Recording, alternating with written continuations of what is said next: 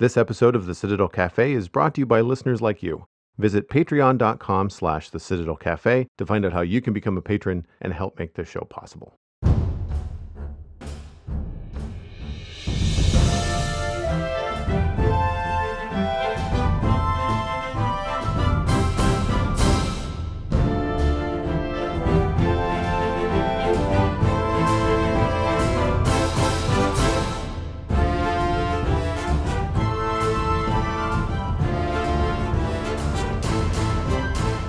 This is the Citadel Cafe, episode number 407 for Thursday, July 8th, 2021. My name is Joel Duggan, and the Citadel Cafe is where my friends and I hang out to talk about the geeky stuff that we are into. Joining me this week, Steven is here. You can find him at StevenESC on all the social media that matters, including Twitch, where he streams from the Citadel Minecraft server with me. Hello, sir. How are you? Hello. Very happy to be here. Doing well, thanks. I should probably mention it is Steven ESC and Steven with a PH. We keep saying Steven ESC, and I just realized this is the first time I've actually said Steven with a PH ESC. I've never thought about that either, I guess, because there's a pretty common, like, there's multiple spellings. I've been lucky my life is that most of the time if someone misspells my name, it's just a typo and they forgot the L at the end. That's the only time. It's the only time you can't. It's only 4 letters. You can't really misspell it. You can mispronounce it sometimes. I've had people ask me if my name is pronounced Joel, and it's like, no. Some people, maybe if I was French, but no. Yeah, no, it's fine. And Joel's one of those names where the L is not a hard consonant at the end, so it's not like it's pat. Even though that you don't actually exhale on the T, it's not pat. You can sort of hear the T happen, but Joel, it's a lot softer, so I can see how people would miss it. Yeah, and the thing that I find very strange too, especially because I have to say my name out loud so often with podcasts, is that having a consonant at the end of your first name and another consonant at the beginning of your last name, you kind of have that pause in between. Whereas my sister, Andrea Duggan, it just flows a lot nicer because she has a vowel at the end of her name. And I bring her up on purpose is because it is her birthday today. Hey, happy birthday. I mean, I've already called her this morning. She was out with her best friend having brunch here in Dartmouth, so I didn't keep her very long. But this past weekend, we were over. Both her and her husband have birthdays within 5 days of each other. Nice. And today was, not today, but today for Andrea, but Saturday for Nick. Both of them hit the big 4-0 this year, which is funny, but also kind of like, I can't jab too much because like she's my younger sister, right? So it doesn't matter what milestone she's hitting. I've already hit it. And like if I tease her now, then when I hit 50, it's just gonna be worse. And so it doesn't really matter. And I mean, and honestly, our family has never really cared that much about 40. And I would say, and I'm going to ask you this as well, between Andrea and I think we both were weirded out more about turning 30 than we were 40. Like I certainly was. How did you feel about like the 30 and the 40 milestones? That's a good question. I'm trying to remember. I mean, the 40 milestone, it didn't bother me a lot. I mean, the joke was, yep, now the warranty is going to finally run out. And then, but when I turned 30, I felt I was always a bit of a follower, like wanting to be cool when I was younger and things like that. And then when I was 30, I felt, you know what? I'm more comfortable. I'm still not 100% comfortable with who I am. I don't think anyone ever will be 100%. But it's just at 30, I'm like, yeah, this feels more right than when I was a kid. So when I was 30, I was like, yeah, this is pretty rocking. So I preferred 40. 30 was fine. Like everything was going. I was just continuing to truck along. I don't remember exactly where I was working. I'm pretty sure at that point I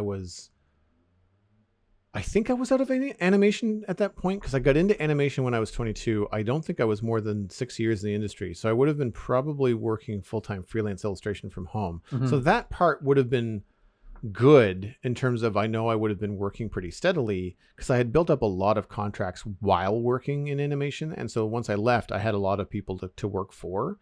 But as far as like, and I don't want to tie it all to income level, but like, I feel like I was still struggling doing the starving artist thing. Like right. I definitely, at 30, I still felt like I was living like a 22-year-old student. And at 40, the podcasting thing had taken off. I had certainly started streaming. So there was a lot of other things that were going very smoothly. Right. And they were not things that involved clients. And that's kind of where because I remember looking very positively upon my 40th, because I was like, things have really hit a stride, you know? And I remember talking with my friend Laura, not my girlfriend, but a friend of mine from university. And she is a health professional. And Okay. she and I were both talking. We were probably in our mid to late 30s and kind of discussing how it was starting to feel good professionally. Like you don't really have to think about it too much. Like you're good at what you do and you feel confident in that. Mhm. It's that 10,000 hour thing. It's like either 10 years in your career or 10,000 hours or whatever. And you tend to just have that knowledge base, you know? Right. And I think between 37 into 40, that's kind of where the knowledge base hit. I felt confident what I was doing. And then the success started to happen in terms of not just financially, but like the fulfillment, like the knowing that I was the one pushing this wheel forward, that I wasn't depending on other people. Yeah. And that felt really good at 40. Nice. It's funny. I don't mind talking about my age here. I have a rule. I think you probably have the same one in my Twitch chat, is that we don't talk about ages live on stream. It's less for me and more for protecting people in the audience that might be younger. Yes. I'm not and whatnot. I'm not necessarily the best at not talking about my age, because like I don't care. But then you raise a good point. I've sort of stopped, and I stay about as general as, you know, a giant child in his 40s. That's basically, I think that's the description. I think that's the description of my Twitch channel. Yeah. Well, man, and I'm okay with me. It's just that I don't want, because if I start saying it, then what usually happens is, to contribute to the conversation, everybody in chat starts popping in how old they are. Yeah. And so the one time I don't necessarily mind it is that, like, if a bunch of people our age in chat start, you know, talking nostalgically about the 80s or movies or something, that's fine. Because who knows? I mean, people that are younger could also be discovering that stuff too. I just don't want people saying like, "Oh, I'm 14" or whatever, because I think the Twitch age is like 13 or something. 13, to have an account. So again, like, I just don't want to have that out there. And it's fine, because you can have a conversation without mentioning it. But also, I find too that because Minecraft does tend to have a young audience, I don't want to necessarily have somebody that's there going like, "Wow, this Joel guy is really cool. Wait, what? He's older than my dad." Like, I'm out of here. Like, Unfollow, I have this weird fear that they're going to realize he's old. What the hell?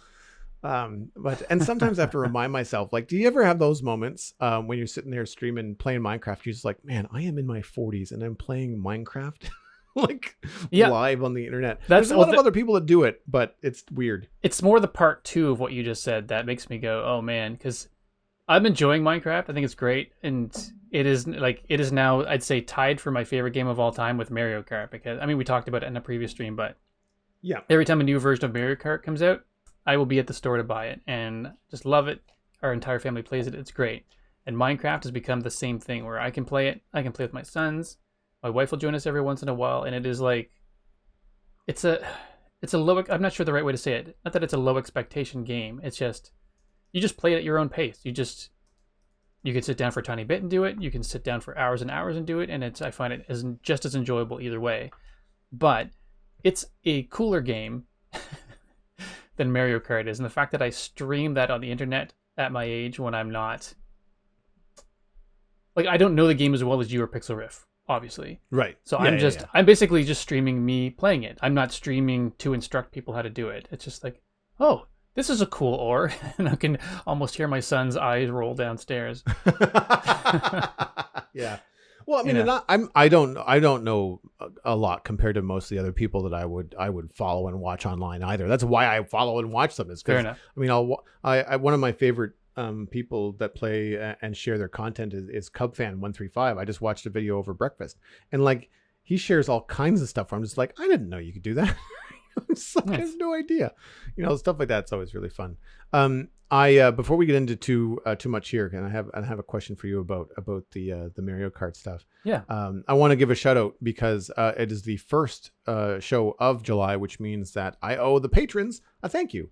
Woohoo. If you have joined the Patreon, if you are supporting the Citadel Cafe, you are one of the people that are keeping us ad free, and you're participating in this lovely nerdy Discord community. And I can't thank you enough. It's one of the reasons that I can continue to podcast on a regular basis is because people head over to patreon.com/the Citadel Cafe and support the show at a level that they see fit. There are some bonus episodes available on the Patreon. There's also, of course, a link that gets you into the Discord. And that's shared with the Twitch community as well as my own personal Patreon. So there's actually about 100 to 120 people in the Discord. So it's not like just the Citadel Cafe. But it's been a lot of fun. And I'm really grateful for everybody that contributes to that. The other thing, now that we've got that out of the way, that I wanted to talk to you before I forget, is that did you notice that they announced a new Switch? That was actually going to be my my internet minute. Not that it was this kind of hidden away nugget or anything. It's okay. It's cool. It's not that it's just like this obscure nugget or anything like that. But I've been wanting to get a Switch for a while. But I just, hear this little rumor leak here and there that there's a new one coming out, and I just couldn't really. I mean, I didn't have the money, but I wasn't actively saving up for anything either because I just couldn't bring myself to buy something that was like 4 years old with this feeling that a new one's coming out. So, yeah, that's my very much looking forward to that. All right. Well, we'll talk about that more later then. I don't want to get into it too much now if you've got that for your minute. I will step sideways into the Steam Summer Sale. And this is why, because video games have been kind of forefront on my mind. We talked about the Steam Summer Sale last week. Lou and I have both made a bunch of recommendations, and Lou was more on the indie side. I had noticed a number of more prominent titles that were on sale. I did pick up a couple for myself, thanks to, again, the Twitch community being very generous, and also friends being very generous. I had some money in my Steam account from a Christmas gift that I just hadn't spent, because why would you, when you know that Steam has these massive sales twice a year? Like, if you've got a balance of a gift card on your Steam account, just leave it there until like the summer sale and get what you want. So I picked up Horizon Zero Dawn, which was 40% off. And this is a RPG set in the future where the world has been taken over by mechanical dinosaurs and animals, and you have to kind of navigate your way through the majestic open world. It's a very, very cool looking RPG from several years ago. It was a PlayStation exclusive until it got released on PC just earlier this year.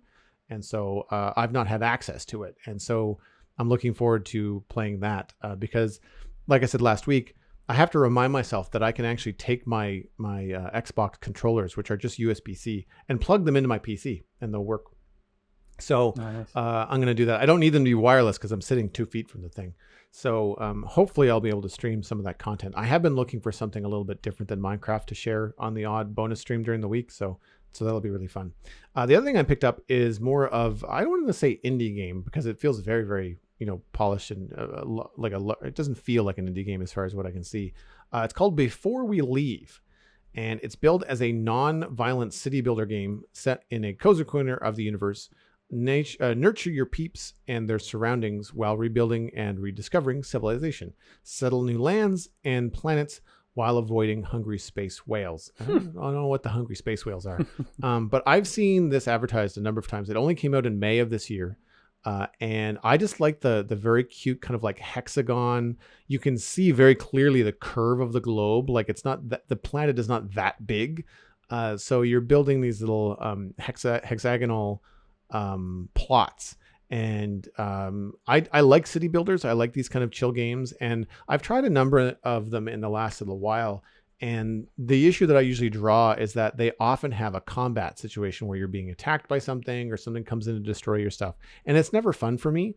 If I wanted to do that, I would just play StarCraft. Like, I would just play like an RTS or something, or not League of Legends, but what's the other one? I'm blanking on it right now.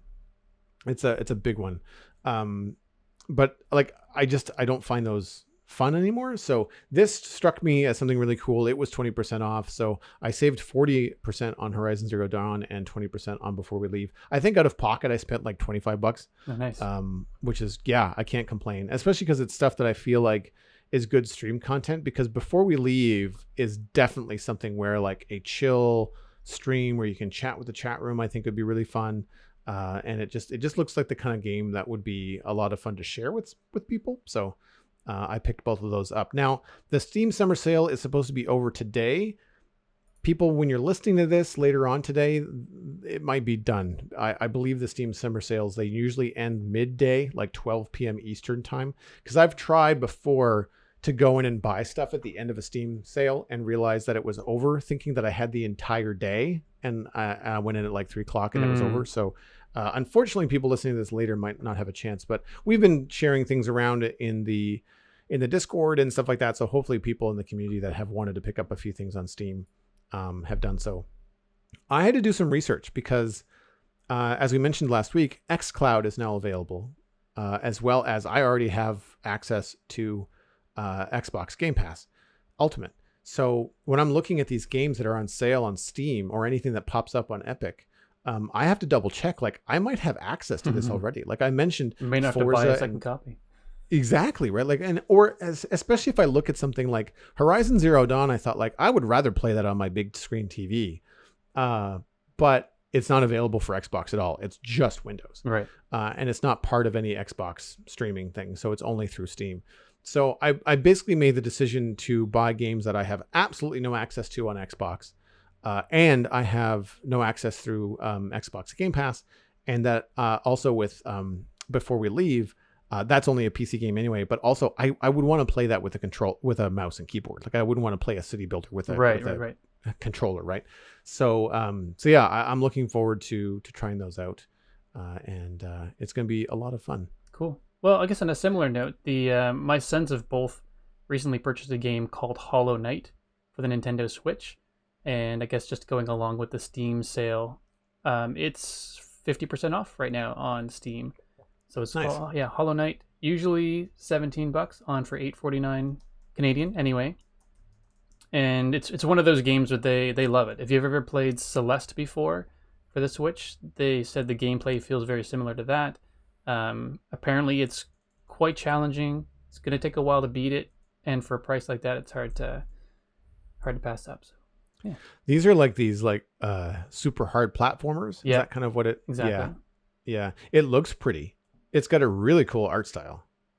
Yeah, agreed. And one of the things my sons like about it is that you don't get everything right away. It's not like you have all the skills. You're just sort of a basic adventurer, for lack of a better way to describe it, for the first little bit, and then you acquire a skill, and then suddenly it makes the next portion of the game more interesting and certain aspects of it easier. And then you gain another skill, and like essentially you just. It's not like leveling up in the sense of a role-playing game, but you do acquire skills over the course of the entire thing, which they really like as well. Oh man, well then they will absolutely love Ori and the Blind Forest. Have they played that? I don't think they have. I will make a note of that. Oh, you need to check that. There's two of them. There's Ori and the Blind Forest and Ori and the Will of the Wisps.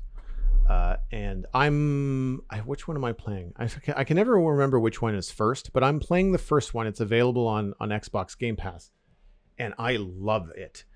It's super chill. It's a similar platformer to what you're talking about. I don't think it's necessarily as hard as something like a Super Meat Boy or a Hollow Knight or Celeste. Like it's a little bit more laid back, but it is beautiful. Like just breathtakingly beautiful. The only thing that I find, and this might be my age, I feel like Ori is really tiny because I have a big TV. And so like, I feel like I want to see more of the cool little animations that Ori does, but he's very, very small. But other than that, it's super fun. The thing that I find the most interesting are the bad guys, like the toads or the slugs or the spiky, glowy mushroom things. Like the things in Ori that come at you are just like, what in the world is that? And everything kind of has like a glow to it because it's a very dark looking game. Like there tends to be a lot of like deep woods and under the roots and all that kind of stuff. And so everything that you fight has kind of like a bioluminescent thing to it, which is fun. Nice. Yeah, I've really been enjoying it. It's a good one. And it looks like it's available for Nintendo Switch as well. Yeah. And also apparently 50% off on the Steam store. Yeah.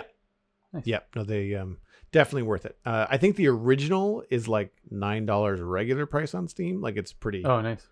Pretty accessible. Well, that's the older one, of course. So, what do you say we move into what we have been watching? For sure. I will just give everybody a heads up. about Loki spoilers right now. You and I are both caught up all the way through episode 5, I believe. Yes. And there's no way to talk about this without potentially having spoilers. So if you have not caught up on Loki, then you might want to skip this part. But I'd rather talk about Loki first because unfortunately, I don't have a lot of nice things to say anymore. Oh, no. Yeah, I don't know where you and the family are sitting with this, but if it wasn't that next episode was the last one, I'd be done. Like, I would just not care. It has completely lost me. And I think the biggest problem I have with it is that they're playing Calvin Ball with the story. And I really don't care for it. If you're not familiar, for people that don't know what Calvin Ball is, it's a reference to Bill Watterson's Calvin and Hobbes. And Calvin Ball is something that Calvin and Hobbes play. And it is a sport with, I think there's a football and football helmets involved, but basically there's sticks and goal lines and points. And they make up the rules as they go along. And this is what I feel like is happening with Loki, the series on Disney. I feel like they just keep on painting themselves into corners. And because they've given themselves this freedom of like the TVA and changing time and these time, I can't remember what they're called. They're like little time Nintendo Switches that they have in their hands. And I just like they can go anywhere, do anything, fix anything, reverse anything, flip things upside down. There's multiple variants of every different Loki, including a female one. There's an alligator. There's old Loki, young Loki. There's all these different things, and it has reduced the uniqueness of the story that I thought we were getting into in episode 1 to basically chaos. And I feel like the excuse that they're using is that, well, Loki is supposed to be chaotic. It's like, Loki's the god of mischief, not the god of chaos. There's a difference. And they just feel like they're making it up as they go along. Like, you think somebody dies, and in the next episode, they're like, nope, they didn't die. We sent them to the void. What the fuck is the void? I don't just like, so there doesn't seem to be any pathos. Like, there's no risk. Like, are you dead? Are you already dead? Is this all just a dream? If it is, I'm going to be mad. Like, it just seems to be all over the place. And then the other big draw for me, or not draw, but downward spiral for me, is the fact that I find the dialogue in the last 2 episodes, 4 and 5, to be painfully slow. Like, there's all these things that are happening around them, and they're talking and they're trying to get words out, and there's just these long pauses for no good reason. And then the next thing that someone says is the most obvious, dumbed down, like, that's a really dangerous monster cloud. Well, yeah, we figured that out when we watched it devour a building. Like, everybody already knows it's a dangerous monster cloud. Why are you saying that out loud? And it just feels like there's all this emotional constipation and verbal, like, lack of nuance that it's completely lost me. How are you guys doing with it? When you say all that stuff, it's yeah, I know I've set you up for success here. I realize. Yeah, no, it's good, but it's I've actually been enjoying it. I did find episode 5 there's a couple things just with the alligator Loki, and then they go back to another one of the people who work in the TVA who's suddenly in this red room locked up, and they felt like they flipped back and forth a lot more than usual in episode 5. But we've been enjoying it. I mean, I think it's the thing that I've been enjoying is we're finding out that Loki is actually more powerful than he thought he was. Yes. Through seeing all of the other Lokis and what they have been capable of, especially the like we often have subtitles running just so that we don't have to have the sound crazy loud in our house to hear. But so the older Loki they refer to as classic Loki. So I assume that's what Loki was dressed like in earlier comic books, because the name was literally classic Loki.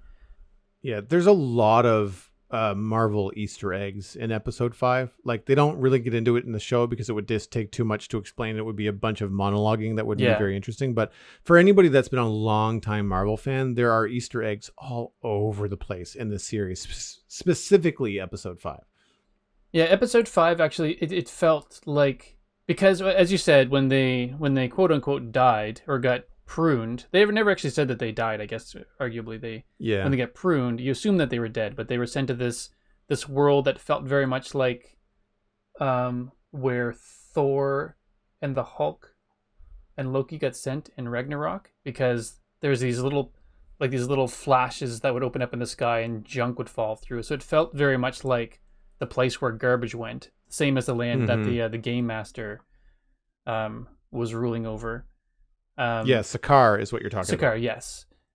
And so to me, I was actually wondering if there were some sort of parallel between those two places, but I don't know that that's going to be a thing or not. But the only thing that I can think of that would be very similar is that Sakaar was a place where they ended up because they were kicked from the Bifrost by Hela, and they were kicked out seconds apart, but they arrived weeks apart, right?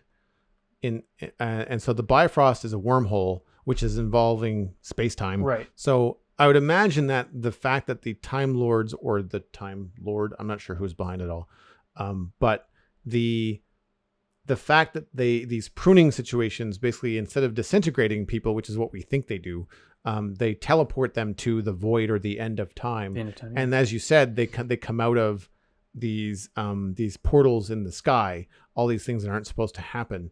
And I mean, it's not that different. I think Sakaar, instead of having a bunch of things coming from all over time, I think it's just like it's like a current time depository for space. So people that get sucked into the wormhole the wrong way. So Sakaar doesn't feel like necessarily a time dump, but it feels like a space dump. Whereas the void is a time dump. But they're very similar. You're right. We've been enjoying it. I mean, it's the alligator. I was thinking that's a bit odd. Felt a bit much. But then my brain kind of went, I don't really know the comics well enough to know whether there was an alligator Loki or not. And my wife said, that just sounds like something that a writer said, hey, let's just throw an alligator in there just because.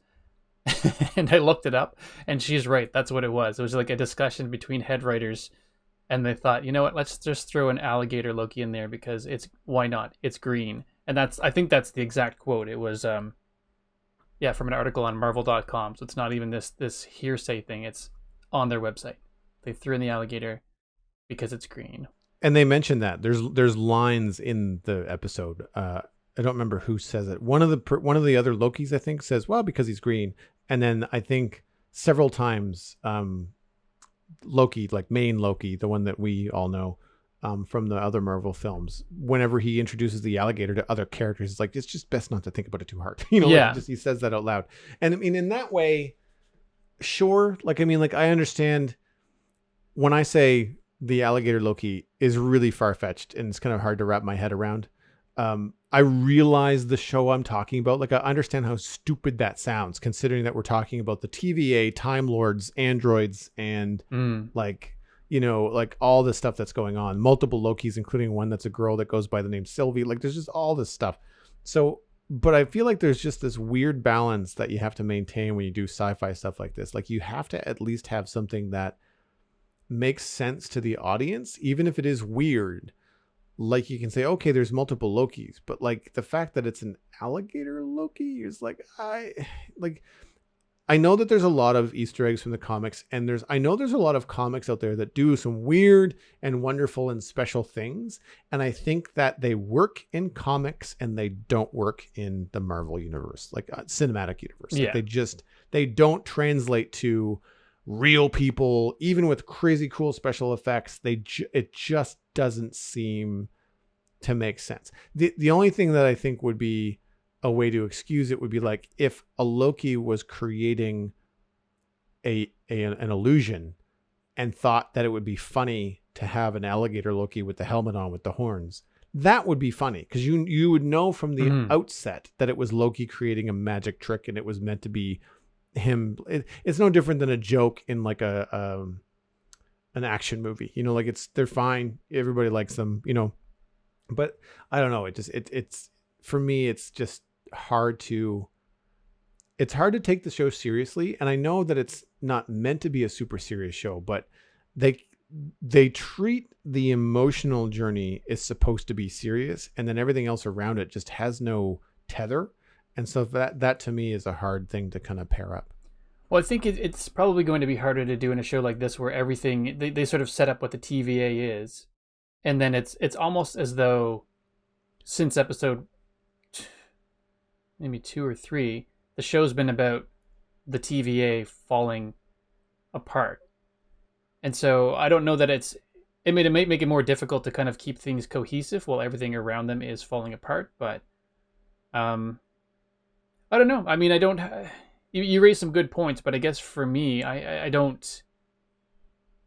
Those haven't really struck me as hard as they struck you. Like I don't necessarily see. I'm trying to think of the good way to word it. Like I actually like Sylvia. I think she's a cool character. She's I mean she's good. She's singularly focused. She's got one goal in mind, which is to take down the timekeepers. And then as soon as she sort of found out that the timekeepers weren't real, her goal switched to like, well, now we need to find. Basically, her life was ruined, so she wants to make whoever paid or whoever did that to pay. And like, I'm not sure. We've been thoroughly enjoying it, I guess. And the one I enjoyed the least was probably episode 5 because, like as you said, they said, you know, we've come to realize Loki is the god of chaos, and it felt like a very chaotic episode to me, a little bit all over the place. Yeah, no, it's very, very all over the place. And I also knew, like, because I knew it wasn't the last episode, it's like, well, whatever they do, whatever they discover, we're not going to get an answer. Mm-hmm. Like when I was halfway through the episode and Judge Renslayer, who is like the lead TVA person that we've been accustomed to. She's the person that Morpheus or Morbius. Morpheus is Mobius. Mobius. Thank you. Morpheus is from the Matrix. Mobius reports to, and so she is like stalling. Like she's just there's a lot of dialogue that she does that goes nowhere, gets nowhere, and this all powerful TVA, they keep on interrogating people. And all they do is say, you are going to tell me what I want to know. To which the other person says, no, I'm not. And then they play that tennis match for the next 5 minutes. And you're just like, no. Yeah. Unless you have leverage, you can't just sternly ask someone to give you what they want. They won't do it. Like, it's just.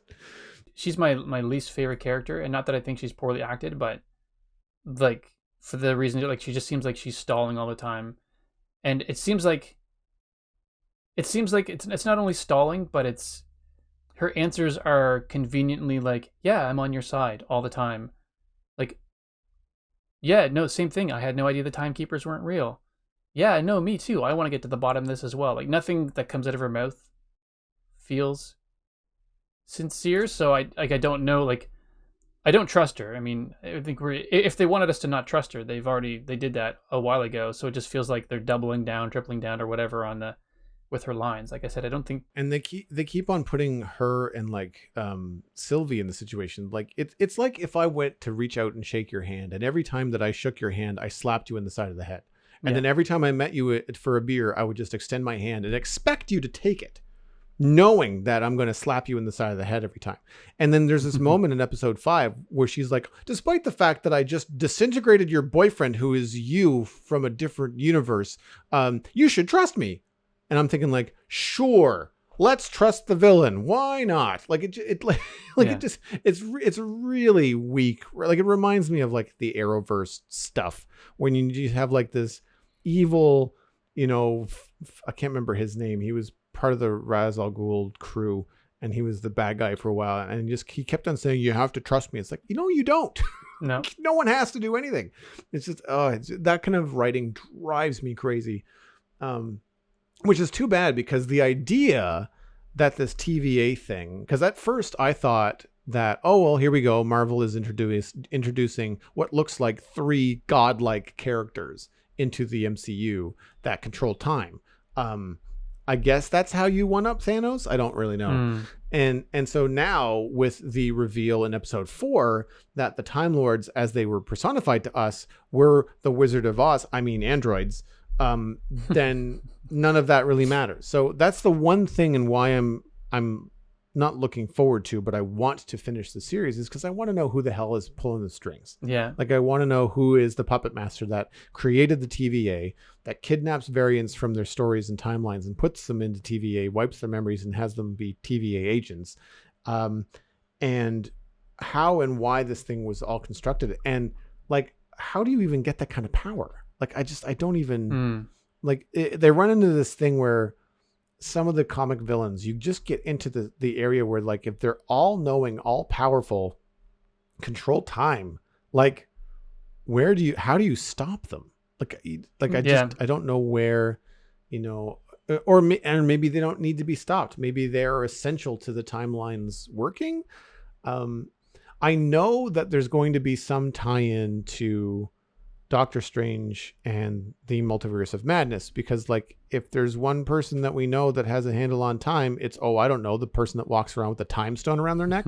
so I'm thinking there's going to be something there and hopefully some explanations, but I just don't know. Yeah, I'm not sure how much of it's going to be resolved though, because I mean, we talked about it before. It's not a TV miniseries; it's a TV series. So I was trying to find online, but I had heard that they've already started pre-production on season 2, so I'm not sure how much of a resolve we'll get on the full story by the end of next episode. We might have to wait a year and a bit. And I know that Marvel likes to play the long game, so I'm sure there's going to be stuff that pulls through into, just like WandaVision is going to go through into Multiverse of Madness. I think we're probably going to have to touch on some things. Loki is such a popular character, and Tom Hiddleston, who is a fantastic actor, playing him is so captivating and has such a huge fan base in the MCU world of fans. They would be just moronic to cap it, right? Like you don't want to drag it on so long that everybody gets sick of it. But like, I don't think that Loki got enough screen time for the level of fandom that is out there for him. And so I'm glad that the series exists for people that are liking it. I feel like, you ever have that thing where, like, that lots of Marvel nerds are just squeeing over the Loki series, and I wish I liked it. I really do, but I just don't. I'm watching it more for homework than I am for the pure enjoyment of it, which is too bad, because the first 2 episodes I really enjoyed. Like, I really thought, okay, this has got like a Beetlejuice vibe to it, like the 80s movie, I was really down with it for a while there, but then and I think that, again, unfortunately, they hang so much emotionally on Sylvie, and I just don't like her, and I don't want to throw shade at the actor, because I don't necessarily think it's her performance. I think it's the writing that they have for the character. I know that she has that one purpose, that she's very driven, but that alone isn't enough to convince me that Loki is going to fall for her, which is weird and narcissistic in the way that they're positioning it in the show, but they just don't seem to have enough there. She doesn't seem to be well-rounded enough. Because Loki is, right? Like, I don't think of mainline Loki as a one-dimensional character. So, but then again, like, I've also had a lot more experience with Loki with the other Thor movies, and like, there's been more time with him, and his relationship with Thor and the Avengers has actually proven to be like a more of a well-rounded thing with him. So, to the point where, like, I was sad when he died in Endgame. Like, when Thanos killed him, like, I was like, oh crap, that sucks, because I really like Loki. Despite the fact that he's, I don't say a villain, he's like an ambiguous gray character. He kind of, like, he's on the side of wherever gets him the most of what he wants. But yeah, so I don't know. Well, I'll see how it ends. They could wrap it up nicely. They could point it in an interesting direction. Episode 5 just felt like a big stall to me, which is strange considering you only have 6 episodes. You'd think that they would be just jam packed. Yeah. 4 was good. I liked the reveals in 4, but I did feel like a lot of it was just these long walks down hallways because they were told to. Like, I don't know. It felt a little bit strange. Yeah. What else has been crossing the screen in your world? I've actually been watching a Norwegian show called Ragnarok. Not that we want to be all Thor all the time here, but it was it's one of those shows that had been in the sort of recommended list for, I forget what it's called, but the ones that they were promoting along the top for a while. So I thought, oh, I'd give it a go. I really didn't know anything about it, so when I put it on, I didn't know that it was a Norwegian show. I just wanted to see what it was about. But it's basically an interesting take on an origin story of sorts for Thor, or like it's more of a Thor reincarnation story. Just I guess with a fair amount of environmental messaging peppered through it. So if people don't always like the hitting you over the head with environmental messages, you may not want it. But it like those tie specifically to a town that is dealing with pollution in their water that's caused by a big industry in there. So it's so the main character, his name is, I'm probably going to mess the pronunciation of these names up because they are legit all Norwegian names. So his name is Magna. He's a teenager who essentially returns to a town called Edda in Norway, but it's a made up town just for the story. So he returns with his to Edda with his mother Turid and younger brother Lauritz.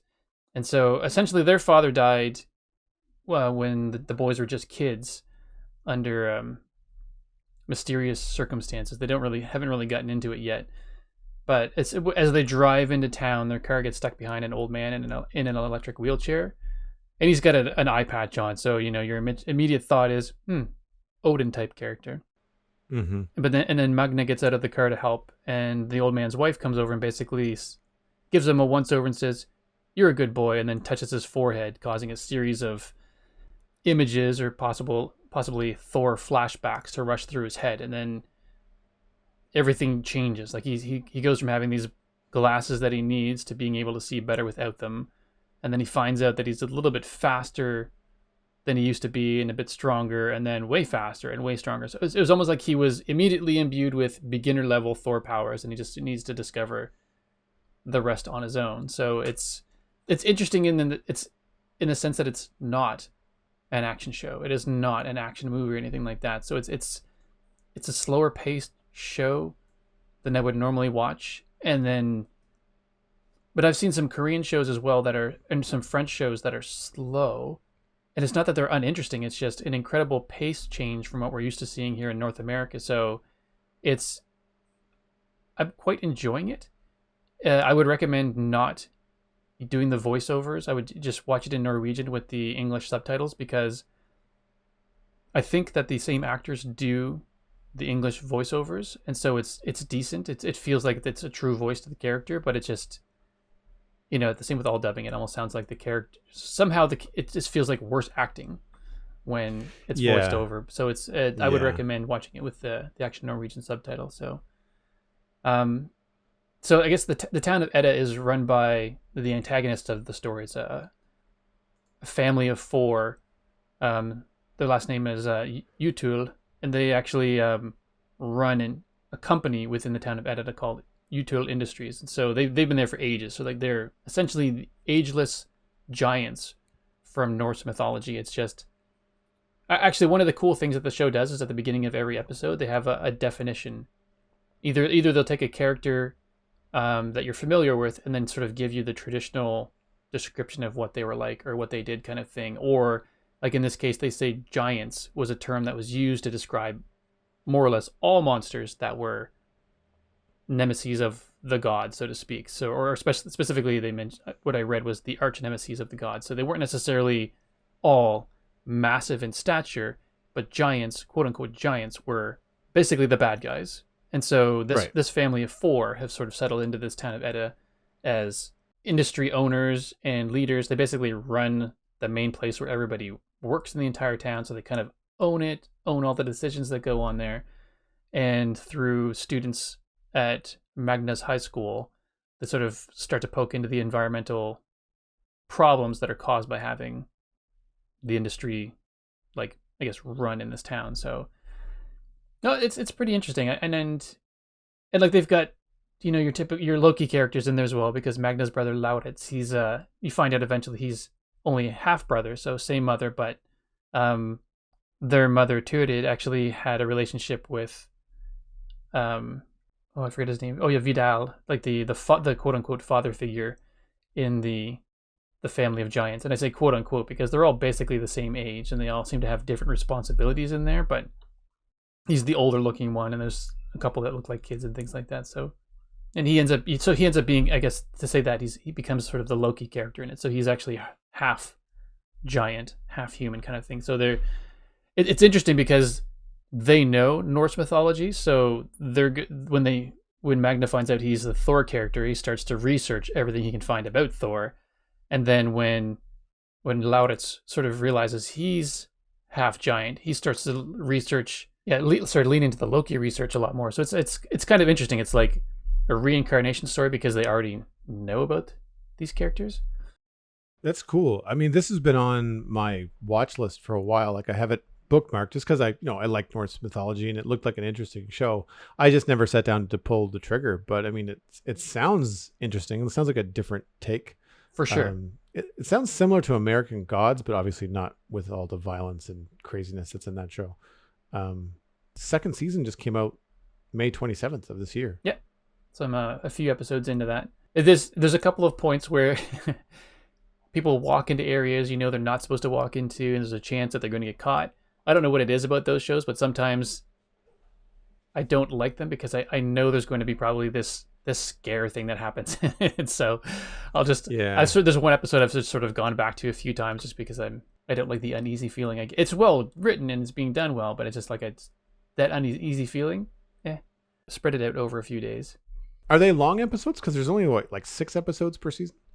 They're not long. They're about I think anywhere from 40 something minutes to 50 something minutes. Oh, that's cool. So roughly an hour. Yeah, and I mean it was easy to. I didn't even binge it necessarily. It felt like a show that I could watch an episode, and then watch 2 if I wanted to, and then I could let 3 or 4 days go by and watch it, and it still kind of held my interest. It wasn't one of those ones where I needed to devour the entire thing, but I still wanted to. I enjoyed it enough to really want to get my way through it. So it's interesting. It's a different kind of show than I'm used to watching, but I'm really quite enjoying it. It's one of the nice things about Netflix. Like I got introduced to a lot of like British crime shows and crime miniseries on Netflix that I probably otherwise would have never come across on Canadian / North American television networks. And I've not pulled the trigger on anything really farther afield.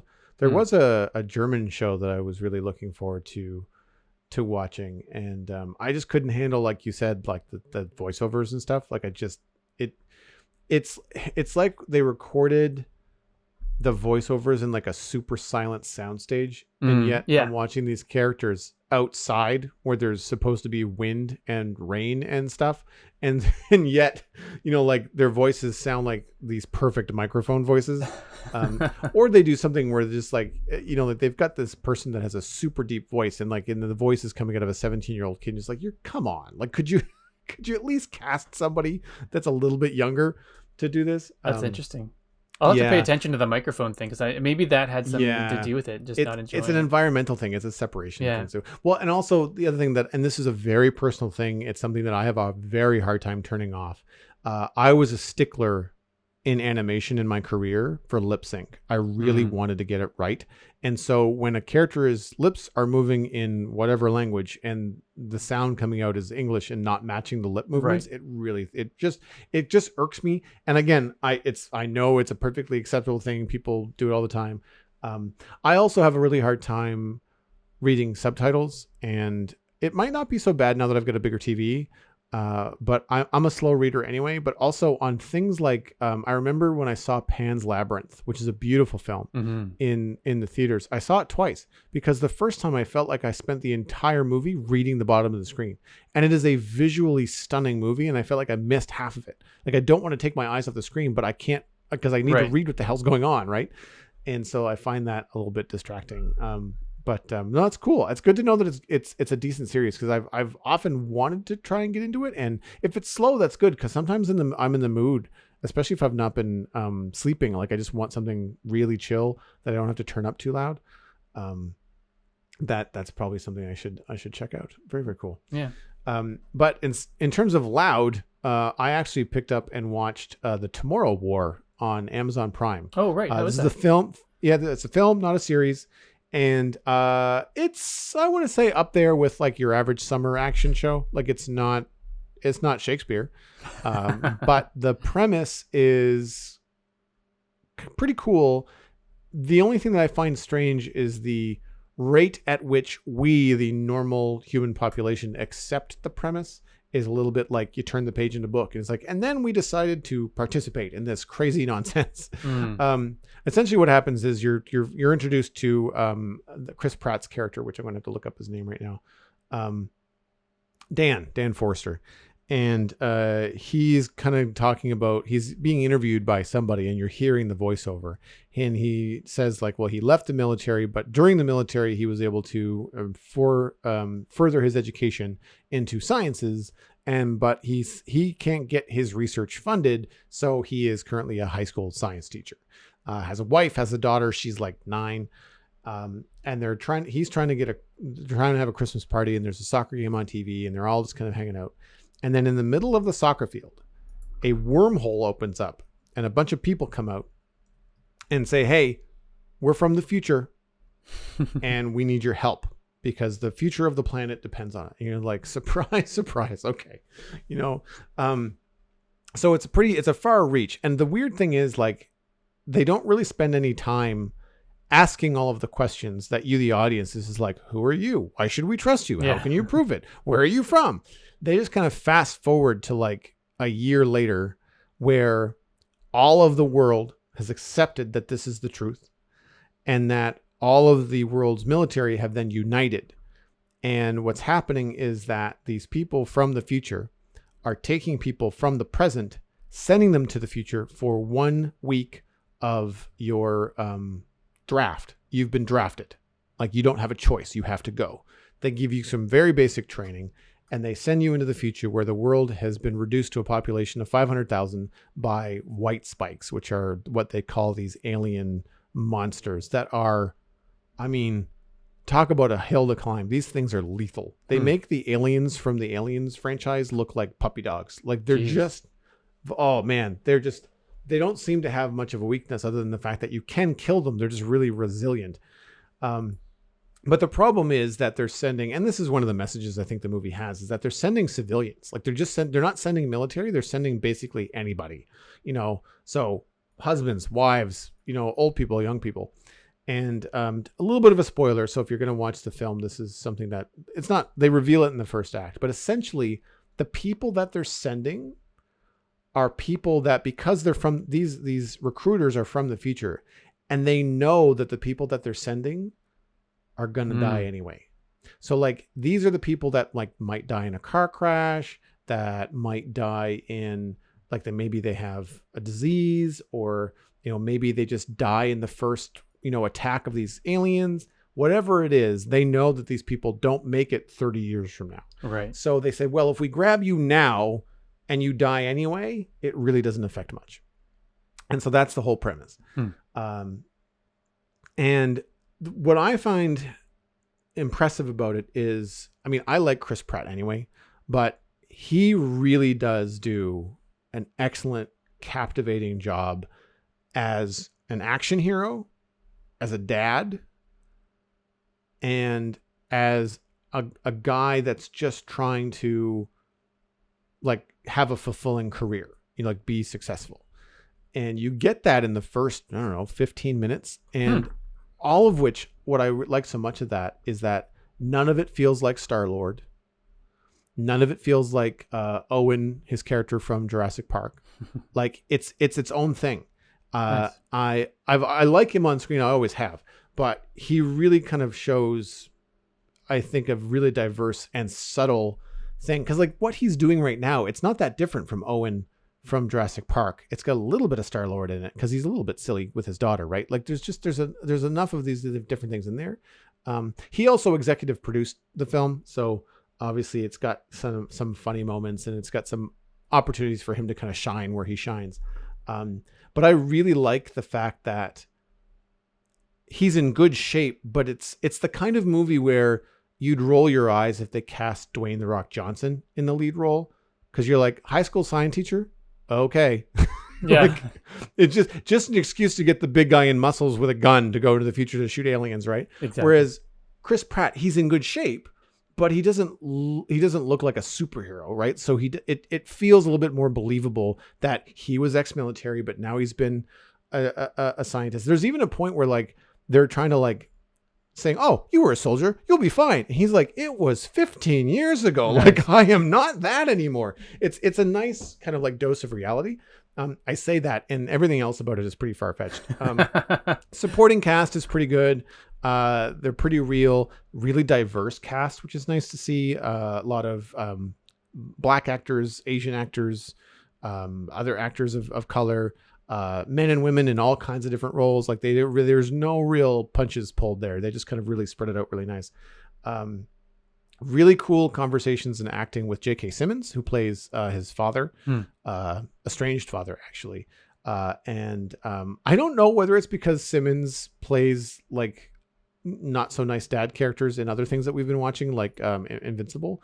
But I really enjoy his deadpan, zero shits given delivery. Like I just enjoy that about him as an actor. Everything else about it is just a pretty standard action film. Like there's lots of aliens, there's lots of effects and explosions and things. You're gonna have your military, quiet close quarters, big open street battles. Right. The only thing that I think fell off for me was the third act, which I find a lot of these films these days have a hard time sticking, and that is they wrap it up in some really rough Michael Bay tropey moments. And it's not even the end. Then there's another like half an hour of, your hero and his friends you're right. going to then save the day again. It's like we just had the big climactic battle. The thing that we've been working for this entire movie just happened. And I half expected a monologue of, and then I came back and I saved the day and we did this and my daughter grew up and everything was fine. And I would have been okay with that as an ending, like a happy little bow. But instead, we go on this really strange journey to the Arctic where like 4 people have to find, the again, spoilers, have to do the thing to save the day. And it just felt like taking this huge climactic thing and putting the brakes on and then doing another little mini side mission for the next half an hour of the film. So it really felt like a strange way to wrap it up. You do eventually get your ending. But it really kind of like, I paused it. I was just like, wait a minute, how are we wrapping this up? Because it's like, oh my gosh, there's still another 20 minutes left. It's like, okay, well, I guess I'll see where this goes. It's like it completely undermined itself in terms of. It did. Like it had the right kind of pacing and had the right kind of future, everything rides on this one moment. You're the one person I can trust sort of deal. And it kind of undermines itself with the pacing a little bit later. It's not a bad film. I wouldn't necessarily say that I wasted my time. But it's still something that I found just a little bit off. And Chris McKay, the director, directed the Lego movie, the Lego Batman movie. So like doesn't have a lot of live action chops, as far as I can tell. Right. But it, like I said, it's not bad. It's just that I feel like it suffers from movies that are not released in theaters, right? Like, I guess I'll have to give it points for throwing the spaghetti at the wall to seeing what sticks, right? I hadn't really thought about it in that there'd be a distinct difference between the. Yeah, like well, one thing that I noticed right away is that in the first act and into the second act, when they're doing a lot of the special effects and going to the future and where everybody's set up, like it's basically a giant airplane hangar, and then everything else is obviously shot on a green screen stage. Like you can very much tell that Pratt is just in front of a giant green screen and there's nothing around. And I would imagine a lot of that, and I forgive it, because a lot of that probably had to do with safety filming during COVID. Right. Like all of your ideas for outdoor shots are probably not happening, right? And plus it's a big sci-fi film. And so there's probably a lot of stuff that has to happen, with green screens and whatnot. Everything else, like all the effects with the aliens, you don't even think for a minute that they're like, oh, that's a cool effect. You just think like, oh God, don't get eaten by that thing. Like, like there's a lot of stuff like that I think is really, really well done. So yeah, it's an odd sensation. People, if it's the kind of thing that you like, if you liked the Michael Bay Transformers films, this is better. Like it has a couple of those tropes, but it's a far better action summer movie because there's not nearly as many eye rolls. There's a couple of good jokes. He's got a couple of I don't want to say sidekicks, but this is essentially what they are. It's basically like he tends to be the leader of the group, and then there's other people that also survive and they become the characters you also get to know over the course of the film. And they're funny. Like there's a guy, he's played by, I lost the IMDb page. He's played by Sam Richardson, Charlie. And he plays like a researcher at, I can't remember whether it's Boston Science or something. Anyway, he plays a researcher that is then, drafted, has no military experience, and talks a lot when he's nervous. So he's just kind of like going all the time and saying stupid stuff or running away from aliens who just like, oh shit, oh shit, oh shit. Like he's that kind of, it's like the Kevin Hart character. Yeah. But in a way that doesn't make you roll your eyes. Like he's more realistic. He's not just being over the top. It's the kind of way a person like that would probably react when they're being chased by a giant white alien thing. But in a lot of ways too, the way that they set up the tension is that these alien things, like they're nigh unstoppable. And you really are thinking throughout the entire film, how the hell are they going to beat these things? Like this Humvees, helicopters, doesn't matter. They like the aliens just destroy them. So like you're just like, how do you even beat these things? And so now you understand why they're trying to go back in time to kind of beat it before it happens. Right. And so and I won't get into the rest of it because I think that it is, for people that are interested in it, it's worth checking out. If nothing else, I would just watch it for Chris Pratt alone. Like I've watched lots of terrible movies that have my favorite actor in them, and I'll just watch them. Tom Hanks. I'll watch Tom Hanks in most things. Even if the films suck, I still will probably enjoy his performance. So I would check it out. Like it's a decent time. And I want to say, like, for a direct to Amazon Prime action movie, like better than most. Like definitely sticks out as does not feel like a made for TV movie. Like it really could have been in theaters. It's just that Amazon, Netflix, and Disney Plus are now reaching the point where they are competing with theater releases and saying like, well, what's the best platform to release this? And Amazon thought, well, we're still in the middle of this pandemic. Let's just put it out online. Moving on into the Internet Minute, which is, of course, brought to you by you, which I mentioned at the top of the show. The Citadel Cafe is 100% listener supported. If you get value out of the show, please consider putting a little bit of value back in. You can become a member at patreon.com/the Citadel Cafe. Joining at any level will get you an invite to the member-only Discord server, as well as give you access to some of the bonus episodes that we have recorded there. Patron count is currently 24. I checked that this morning, steady on from last week. Our goal each month is to have at least one more patron than the month before. It's a new month. If you'd like to be patron number 25, visit patreon.com/the Citadel Cafe and support us there. My pick this week is right up there with the environmental stuff that Stephen mentioned about Ragnarok. This was from Euronews on May 16th of this year, and it is Flower Turbines from flowerturbines.com. I'll have a link to the website. I'll have a link to the Euronews article, as well as a link to the YouTube video that accompanies the article. It's pretty straightforward. It's basically saying one of the issues that people are having worldwide in adopting alternative power is that you have to make it attractive to people. I don't mind the look of a giant windmill, but some people do. And also there's the considered noise pollution that goes along with a large wind turbine. And these tulip turbines, or vertical axis wind turbines, look a lot like a tulip, as you'd expect. They're about 2 meters tall. They come in a various amount of different sizes. And you can put like 3 to 5 of them on a flat roof.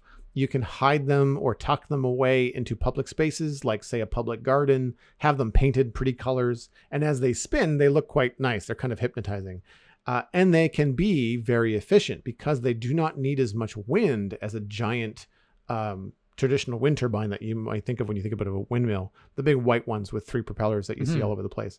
The tulips turn with much less wind. So in an urban environment, or in a place like, I'm just going to use a city like Chicago that's famous for wind. If you start putting these on the top of buildings, or in a place where there's a lot of wind just going amongst these tight buildings, you might be able to take advantage of it. I don't know if it's going to be enough to maybe get you off the grid, but if it's going to be something that subsidizes something, maybe it charges your electric vehicle because you've got them on the top of your garage, whatever it is, they just seem like a much more feasible idea. And the cost of them is still in like the $6,000 to $8,000 range. So I don't know, again, if that's something that you'd be able to put on a home, but again, you'd have to talk with neighbors, I guess, but I don't know. Like if living in Nova Scotia, where it's windy most of the time, at least at some level, I feel like these would be an excellent way to subsidize power, and they look really, really cool. The fact that they're only a couple meters tall is what kind of surprised me. I'd be curious. They look very cool. I'm on the website right now. I'd be curious to know how much noise they make. I mean, you mentioned noise pollution, but I mean, and this isn't to pick on my neighbors, but when my neighbor's air conditioner kicks in every time, it does it buzzes when it comes to life, and then if we've got our window open, it's a sound we can hear throughout the kitchen and dining room. So if something like this on top of a garage, without having heard it myself, I can't imagine it would be that much noisier than either our heat pump going on outside or the air conditioner out the other window. So I'm going to check out the video for sure. Yeah, the video says that it's less noise than a windmill, but I'm just like, well, okay. Like I don't have one in my backyard. It's a lot smaller, so it makes sense. That still might mean like I don't want one on the roof of my house. Exactly. But the images on the websites have them like, imagine like a farm, and then you've got like the ridge of a roof, and the roof has got 6 tulip, vertical axis turbines on top of it. So you're like, all right, well, if it's that far away from the space that you live in, then maybe it's not that bad. I would imagine if you had larger property, it would make a lot more sense. Like if you could stick them up on a hill, or if you had them at the edge of your backyard where they were still, 25 meters away from your house, then it might not be a bad thing. I can't imagine them making a lot of noise. I don't think it's the turning of the wind that would, like the turning of the actual turbine, that would make the noise. I think it would be whatever electronics and mechanisms are in there generating. There would probably be some sort of hum, would be my guess. Right. I don't think you're going to get like a giant whoosh, because they don't have fan blades. Like the wind goes inside the lip of the tulip and pushes it around. So it's kind of like it's got blades inside, but they're not whooshing through the air. Like it turns kind of like, it's almost like those vertically spinning promotional signs that you see on the side of the road sometimes. Yes, exactly. That, or like, have you ever seen those like little wind chime things that look like spirals, and they just kind of, they twist in the wind. They don't, like that kind of a thing. That's how they work. And I'm surprised I'd never heard about them before. I only just saw it now. And I tend to like see a lot of these articles and check out green space and different alternative energies and stuff like that. It's kind of a cool thing I like to look at. But yeah, I mean, I thought they were cool. Nice. Oh, my pick was the new Nintendo Switch that came out. So, again, it's not one of those little obscure things that gets tucked away that's nice to shine a light on. But it's just, as I mentioned, I've been wanting to get one for a little while now, feeling like a new one was going to come out. So now they've got a new one with a vibrant 7-inch OLED screen. Apparently, they fixed the adjustable stand in the back that wasn't as strong as people would have liked it to have been. So now it goes full width and it's adjustable, which is cool. And now it comes with an increased internal space of 64 gigabytes. And you could also, now when you use the dock, like for your television, you can actually plug the Ethernet right into it. So you wouldn't necessarily be relying on Wi-Fi when you play it as a console for your television. Now it can be hardwired in, which is pretty cool. I don't want to rain on your parade, but are you at all disappointed that it's not 4K? No. Just in the sense that I'd probably use it as a handheld mostly. Right. My television, I know you've talked about yours on the show before, but we're still running a 720 television here in my household. So that would produce a higher resolution screen than would show up in my television. And I guess for me, it's it'd be nice if it were 4K for whenever we eventually do get an upgrade to our television, but I'm not disappointed. For me, it's still, I guess I see it more as a handheld device, Right. with the option of using it on TV. And I mean, I wanted to get one for a little while as well, since streaming. I thought it'd be kind of cool to stream games, and then as I stream games, it's not really going to be any better than like 1080. Which is what they do now, right? Like they do 1080. The Yeah, Switch does 1080. I believe so. Yeah, and so for my uses, I would have liked to have seen the 4K just for the sake of like, man, everyone else is doing it. You should just hit that, and that way it's good for a while still. But at the same time, like I thought about it, and my uses would not require 4K really. It's nice to hear that use case, because I was listening to the Daily Tech News show, which I often recommend on this podcast, and I think people should go listen to it as well. And they had a conversation around the Nintendo Switch announcement, and basically the criticism was like, the chip isn't any better, the battery life isn't any better. Yes, it has an OLED screen, but it's still not 4K, so it's not a different version of the Switch. It's just a fancier package for the existing Switch, and the criticism was just like, Nintendo keeps on repackaging the exact same thing and people pay an extra $50 for it. And but that's coming from tech journalists, people that are very into this stuff. They want the new thing to be zippy. Like they want, if they're paying money for a new thing, they want it to do all the new things. Whereas I think that the target demographic for Nintendo Switch are, like you said, not necessarily hardcore gamers. A lot of times families. And the fact that it does go from being a handheld to being something that you can dock and play on the screen. I know that you and the family do your Mario Kart, tournaments and weekends and stuff. Do you find that your existing Switch bops back and forth between the TV and being handheld, or is that more of a stationary family situation? Actually, our Mario Karting is still on the Wii U. That's what we've got hooked up to the TV. Oh, wow. Yeah. Okay. But then my sons had saved up their money, so they've each got one. I've never heard them once complain about performance. And so, like, I guess one of the things about the games being made and having to be sold as Nintendo games, they sort of need to work based on the specs of the device. It's not like I have an old PC or an old Mac and I wanted to download this game, and I can download it and I can run it, but the specs aren't high enough on my computer. That's a drag. So it's like it's like the Switch as it is hasn't changed. It's not like there's a new operating system that keeps coming out that demands more of your hardware, you know what I mean? And then eventually get to the point where this game that was created specifically for this one device needs a newer version of the operating system, and like it's all very much meant to work together. And I think for me too, I run into the opposite problem a lot of the time. I'm paying for Xbox Game Pass, and unless I'm playing something like Halo or Gears of War or something else that requires like fancier graphics, a lot of the stuff that I have available to me, if I'm not going to buy a new game, are all games that do not push my 4K and or the Xbox Series X to its limits. I would say the game that I've probably played that looked the coolest was probably Titanfall 2. Batman Arkham Knight was also pretty good. Some of them have been optimized for Series X, but Series X doesn't really have any launch titles. That's going to probably be happening this fall, when games that have been developed for taking advantage of the hardware on the Xbox Series X. Right. So a lot of times I sit there and I want to play games, and I thought, like, why am I playing like Don't Starve on the Xbox? Like, it's a cartoon flat, it's fun, but it's just like, I really should be taking the time to play games that push this, the graphics, because that's the advantage of a console, is that you don't have to deal with the PC that might not have the specs. When I'm at the computer, I have a hard time not playing Minecraft. Like, that just tends to be what I do when I'm at the computer for playtime. So on the Xbox, I'm always looking for that console kind of experience. And I've been thinking, like, if I can take advantage of xCloud, not on the Xbox Series X, but on, say, the PC, where, hardwired internet connection.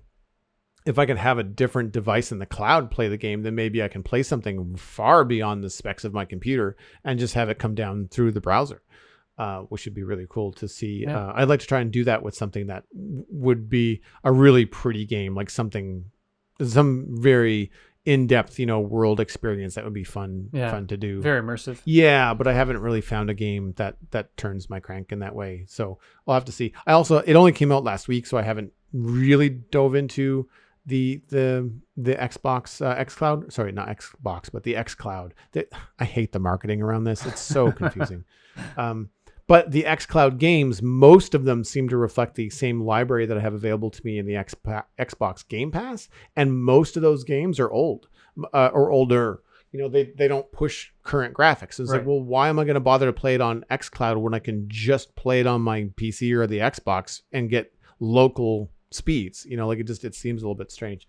So I haven't quite figured that out yet. But as things develop, like for example, if there gets to a point where they're running a game that's running RTX, on a remote system on xCloud, I would love to try that. That would be amazing. That would be, because I don't have an RTX card, right? So that would be something that a remote machine could do that mine can absolutely not. Like there'd be a cap that I wouldn't be able to do. So I will have to see how that goes. Well, that wraps up this episode of the Citadel Cafe. You can get more information about the show and links to some of the things that we talked about at thecitadelcafe.com. Music for the show was composed by Kevin MacLeod, and you can email us at thecitadelcafe@gmail.com or find us by name on Twitter. Subscribe for free on iTunes, Google Podcasts, Stitcher, and Spotify. We're also on YouTube. Word of mouth is the easiest way to support the show. Just tell a friend about the Citadel Cafe and where they can go to listen to it. My name is Joel Duggan. You can find everything I'm doing online, including my illustration and design portfolio at joelduggan.com. You can also listen to my other podcast all about Minecraft at thespawnchunks.com that comes out every Monday. And you can follow me at Joel Duggan on social media, as well as twitch.tv/Joel Duggan, where I will be streaming Minecraft this weekend. Stephen, where can people find you online? As Joel mentioned at the beginning, most places you can find me at StephenESC, but I spend most of my time at Twitch, which is twitch.tv/StephenESC, and again, Stephen with a PH. You've been listening to the Citadel Cafe, where we are fast, easy, and cheap, but you can only pick two.